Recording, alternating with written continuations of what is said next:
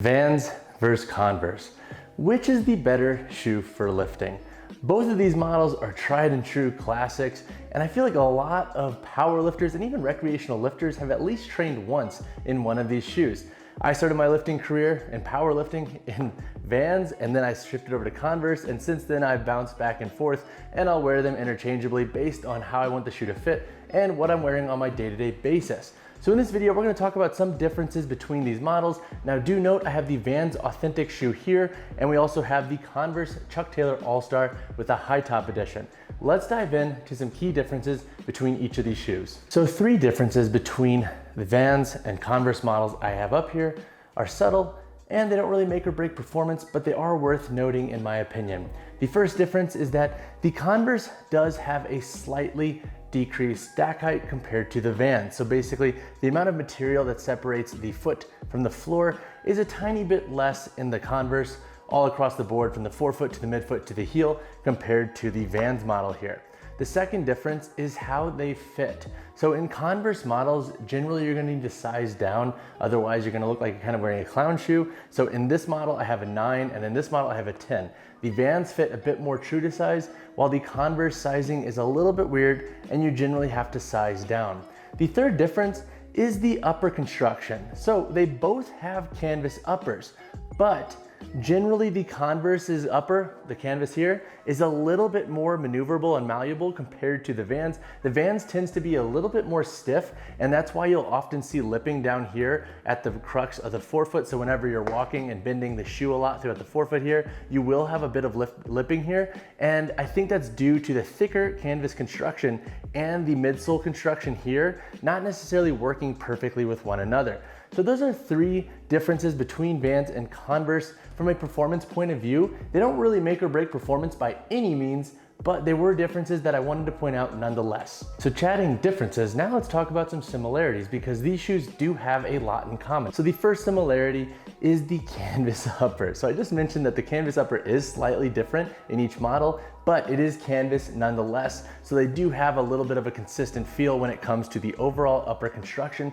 that they offer. The second similarity that both of these shoes have is that they have flat heel to toe drops. So generally you're gonna be looking at a 0mm heel to toe drop in both of these models, which puts your foot flat with the ground. And that is why a lot of power lifters and recreational lifters will reach for these shoes, because they wanna feel flat to the ground. They don't necessarily want that heel jacked up with an elevated heel or a higher heel to toe drop. So they'll reach for these models because they provide a nice 0 drop. The third similarity between these shoes is their price point. So they're both priced around $50 to $60 USD, which is pretty on the money for how long these shoes generally last.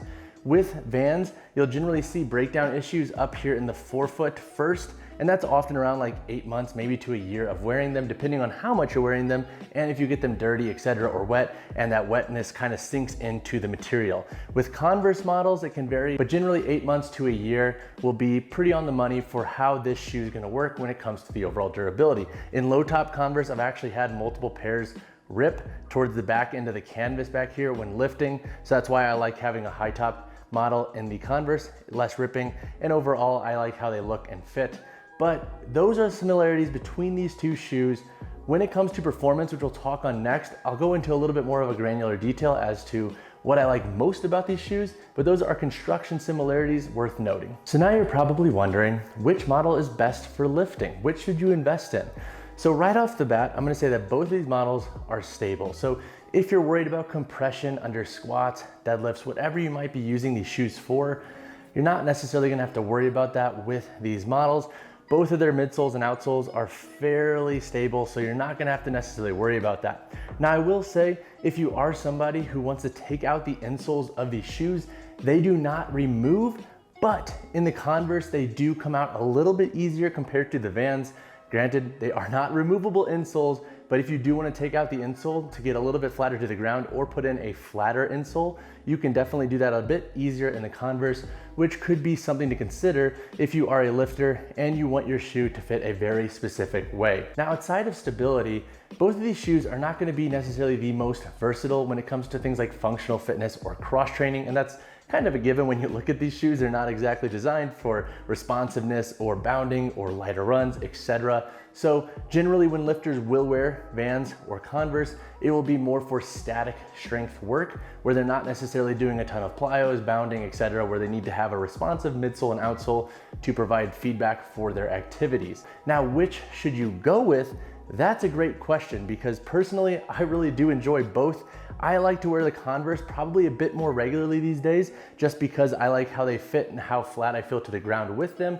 The Vans I'll wear more for recreational training and when I want a shoe that I can wear to the gym and then out and about afterwards.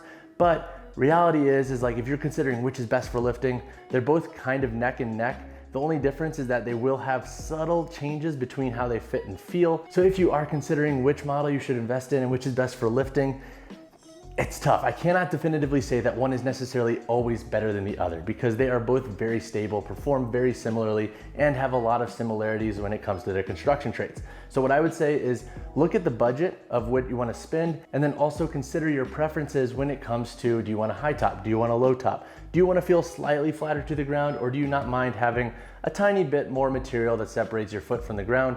These are all little things to consider, but either way, I don't think you could really go wrong with a Vans or Converse when it comes to more static strength work. Now, outside of lifting, let's talk about which model has the best durability. So it can be very variable. Like I have friends who have had Converse for years and they've never experienced any breakdown with their models. But what I've found is that if you are wearing them on a day-to-day basis and you are training fairly religiously in your shoes, they're gonna last about 8-ish months to a year. And each shoe will present breakdown in different ways. So like my Converse here, his outsole is fading fairly fast. And also this canvas material is not nearly as supportive as it used to. And then with Vans, you'll generally see some lipping up here on the medial and lateral side of the forefoot, where you see the base of the toes create that flexion when walking. So when it comes to durability and which model you should invest in, you're gonna expect similar timelines with each of these shoes, especially if you are rocking them on a day-to-day basis and lifting. And honestly, for the price points, it's not too bad if they last 8 months to a year. And then honestly, anything after that is kind of a bonus, especially if you only spent $50 to $60 USD for these shoes. So before we wrap this video up, I do want to touch on one question that I will get for Vans and Converse shoes from beginning lifters. And that is, why would you lift in either of these shoes? Generally, they're more like streetwear and day-to-day shoes. Why would you lift in them? So 3 key reasons why. Number 1 is they have a 0 drop offset. So they have 0mm heel toe drop, which puts the foot flat to the ground. So if you're doing things like deadlifts, you don't necessarily want to elevate the heel unless you are a weightlifting focused athlete. So being a bit flatter to the ground is going to limit the overall range of motion that you need to pull the weight. The second reason is that they are both very stable shoes. So if you are worried about compression with your barbell movements, etc., these are going to be pretty great at resisting that. This is why a lot of powerlifters will reach for Converse or Vans and deadlift and squat monstrous amounts of weight. It's because of their stability. The third reason is that they are fairly affordable. At a price of $50 and $60 USD, even if they only last 8 months to a year, it's not the biggest investment. And honestly, with the stability and the flat heel to toe drop, if you love how this shoe fits and feels, then the price point is an awesome perk about these shoes. So those are 3 reasons why generally lifters will reach for Vans and Converse when lifting. All right guys, that wraps up my video covering Vans versus Converse. Overall, both of these shoes are pretty dang phenomenal, especially for their price points. Which is better for lifting? It's honestly really tough to say because they are very similar and they each offer a slightly different fit and feel, which I think could then bias your preferences to suggest which model would be best for your needs. If you have a favorite, I would love to know what you prefer, Vans or Converse. Hit me in the comments below, shout out which model you like to lift in. And as always guys, if you have any questions, feel free to drop them below or reach out to me personally. And then as always, before we wrap this up, make sure you drop a like on the video, drop subscribe to the channel. I'll see you guys in the next one.